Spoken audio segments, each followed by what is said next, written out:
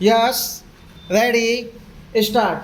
There are still glaring inequalities in the standard of living of our people and of opportunities for a better life. We must urgently endeavor to narrow down, if not remove such differences without subjecting any one section of society to particular hardship. We must not allow entrenched vested interests, however powerful and well organized they may be, to impede our efforts in this direction. Vulgar ostentation, unnecessary pomp irritate those less fortunately placed in life. Such gradual accumulations of hatred poses a serious problem and will ultimately tear apart the fabric of our society and our faith in democratic institutions.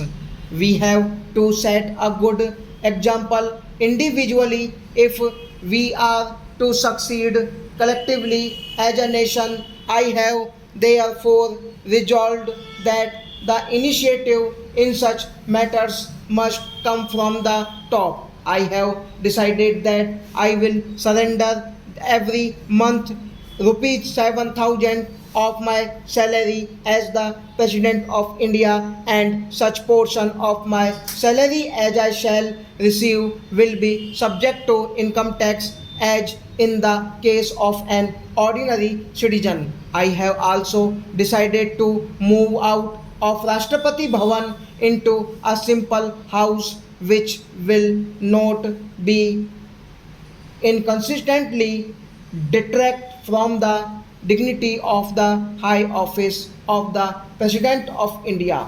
I will also effect considerable reduction of expenditure at Rashtrapati Bhavan. I have asked the government to locate for me some such suitable place where I and my staff can be accommodated in reasonable comfort but at considerably reduced expense to the exchequer. We have been trying to reduce inequalities among the various sections of our pupil. I am particularly concerned about the lack of uniformity in approach and principles and the inadequate pace of progress in the implementation of land reforms and in the enforcement of controls over the growth of monopolistic tendencies in the non-agricultural sector. Such monopolistic growth of a few vested interests has assumed serious proportion over the years. Political corruption, demoralization in the public services, and a deterioration of standards in public life are directly related to black money and pressures which a few antisocial elements in our society can exert to disrupt national life. We are today worried about rising prices which affect even the basic necessities of life. The upward spiraling prices show little sign of abatement.